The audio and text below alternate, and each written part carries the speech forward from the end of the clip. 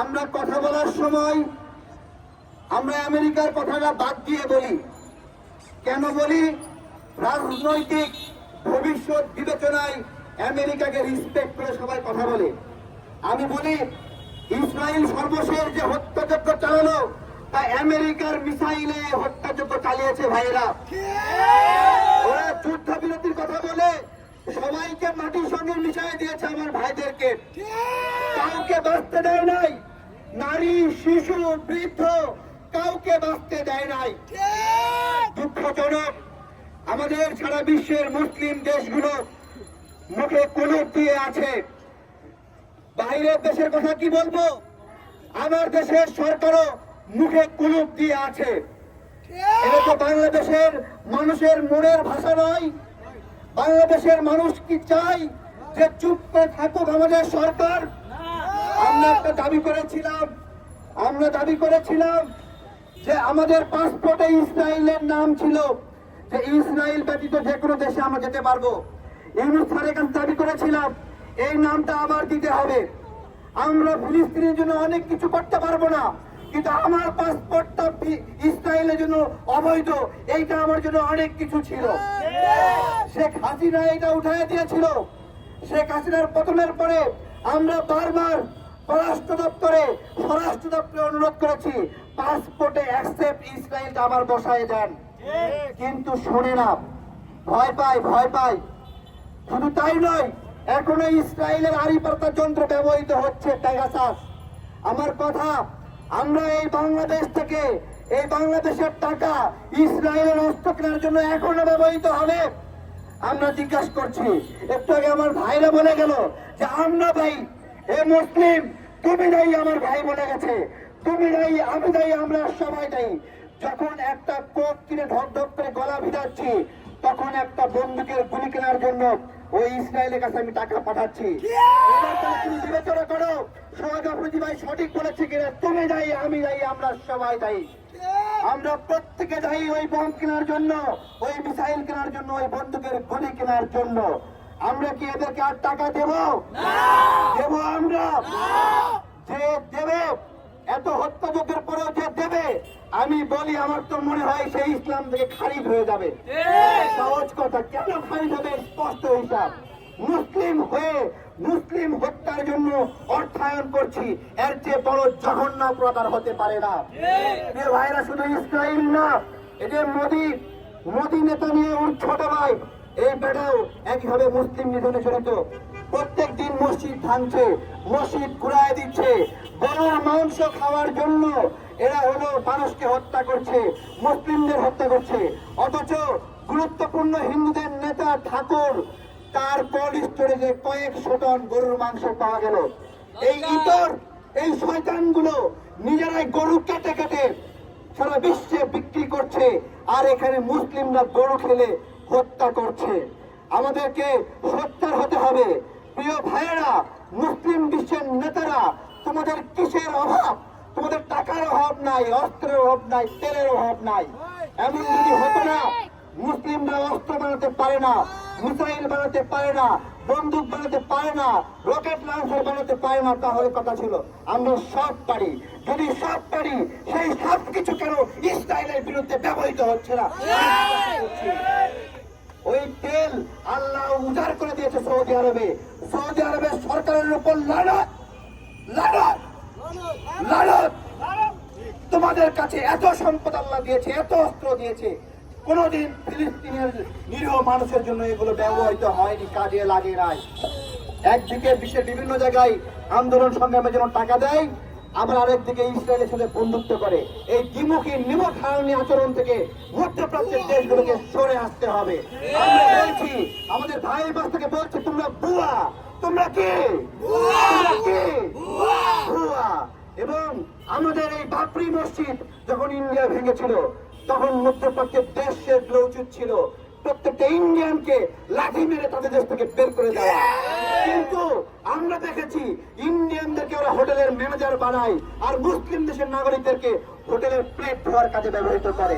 এইরকম নেমক হারামির মধ্যে আমরা ডুবে আছি। প্রিয় ভাইয়েরা, আজকে ফিলিস্তিনের জন্য যেই আমাদের যে প্রোগ্রাম, আগামীকালকে সারা বিশ্বব্যাপী হরতাল, বিশ্বব্যাপী অবরোধ, no school, no business, no office, সবাই এই ডাকে, বিশ্ববাসীর এই ডাকে আহ্বান দিয়ে এই জায়গা থেকে সহযোগিতা করবেন।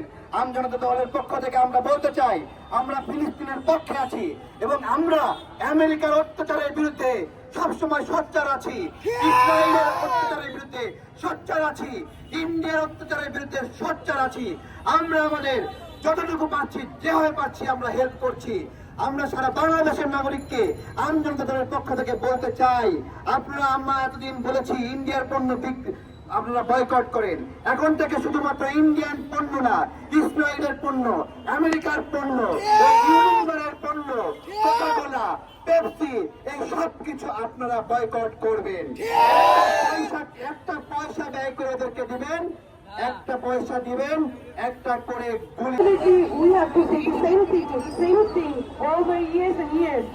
That shame on Israel, shame on USA, shame on United Nations Human Rights Commission, shame on European Union, shame on UN, shame on all international human rights organizations.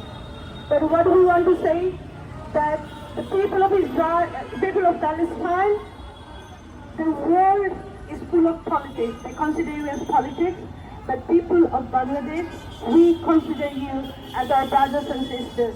You have our support and you have our love, and let us know what can our government do to put more pressure on the Israeli side. Long live Palestine. Long live Palestine. ফিলিস্তিনের যে নৃশংস হামলা পরিকল্পিত চালাচ্ছে যুদ্ধবিরতির নামে, আজকে তার তীব্র প্রতিবাদ জানাই। আমরা বলতে চাই, সুকৌশলে একটি পরিকল্পনা হাতে নিয়ে যুদ্ধবিরতির নাম নিয়ে আপনাদের সেনা সদস্যদেরকে নিরাপদে সরিয়ে ধ্বংসস্তূপে পরিণত করেছে ইসরায়েল এবং ইসরায়েলের সহযোগীরা। তার তীব্র নিন্দা প্রতিবাদ জানাই এবং বলতে চাই, মধ্যপ্রাচ্যের মুসলিম ক্রান্তিগুলোর নেতাদেরকে বলতে চাই, আগামীর দিন থেকে আর তাদেরকে আমরা কোন তেল দিতে চাই না। আজকে এই মুহূর্ত থেকে বন্ধ করতে হবে। মধ্যপ্রাচ্যের তেল নিয়ে যারা চলে, তাদের তেল বন্ধ করে দিতে হবে। আর কোন মধ্যপ্রাচ্যের খনিজ সম্পদ দিয়ে কোন দখলদার ইসরায়েল চলতে পারে না। ভাগিনী, ওনারা এখনো কম দামে সরিষার তেল পেয়ে নাকি দিয়ে ঘুমাচ্ছে। ওনারা কি চায়? যুদ্ধবিরতি দিয়ে যুদ্ধ শুরু করা, পুরো পৃথিবীকে একদিকে ঢেলে দিয়ে যুদ্ধবিরতি দিয়ে অপরদিকে শুরু করে দেয় যুদ্ধ। এই নির্মমতা শেষ কোথায়? এই বিশ্ব মানবতার ঘুম ভাঙবে কোথায়? এদেরকে রাস্তার পেলে জুতা পিটা করে করে এদেরকে ঘুম ভাঙাতে হবে। এদেরকে রাস্তা নামিয়ে এনে এদেরকে ঘুম ভাঙাতে হবে। ধন্যবাদ। এর পর্যায়ে বক্তব্য রাখবে আমজনতা দল। আমরা নেতা হিসেবে মানে রাসূলের আপনারা কি শিক্ষা পারেন না?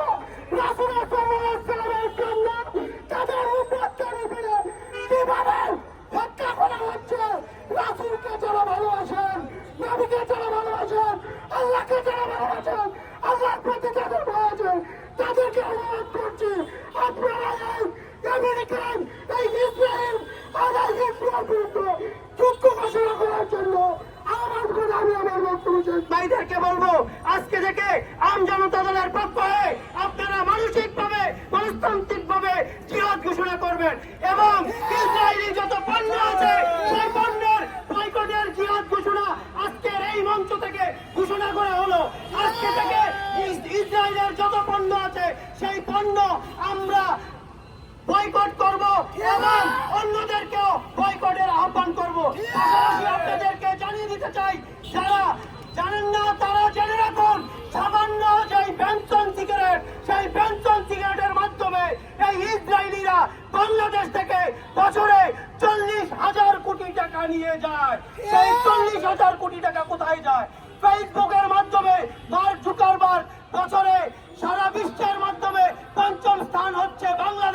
সেই বাংলাদেশ থেকে ফেসবুকের মাধ্যমে ইসরায়েল কোটি কোটি টাকা নিয়ে এই টাকার বিনিময়ে অস্ত্র দিয়ে আমাদের গাজা আজকে দখল করেছে। আমজনতার পক্ষ থেকে এখানে দাঁড়িয়ে সংহতি জানাচ্ছি এবং ভবিষ্যতে বাংলাদেশ সরকারের উদ্দেশ্যে বলবো, আপনারা প্রস্তুতি নিন। এই যে মুসলমানদের উপর যেভাবে নির্যাতন হচ্ছে, প্যালেস্টাইনদের উপর শুরু হয়েছে, ভবিষ্যতে আমাদের উপরে আসতে পারে।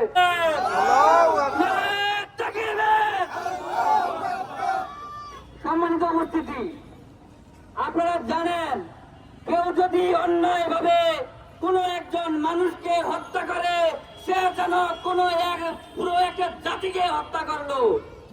এই হত্যার দায় আমি মুসলমান হিসাবে, আমি বাংলাদেশি মুসলমান হিসাবে স্বীকার করি। কেননা ইসরায়েলের একটি পণ্য ক্রয় করে যদি আমি ইসরায়েলকে একটি বুলেট কেনার টাকা উপহার দেই, সেই বুলেটে যদি একজন ফিলিস্তিনি মুসলমান নিহত হয়, তার জন্য আমি পুরো মুসলিম জাতিকে হত্যা করার দায়ভার গ্রহণ করতে প্রস্তুত আছি। মুসলমান, মুসলমান, তোমার কি লজ্জা হয় না? তোমার কি লজ্জা হয় না ওই ইসরায়েলের পণ্য কিনে খেতে? তোমার কি লজ্জা হয় না ওই ভারতের পণ্য খেতে? তুমি লজ্জিত হও, লজ্জিত হও, লজ্জিত হও।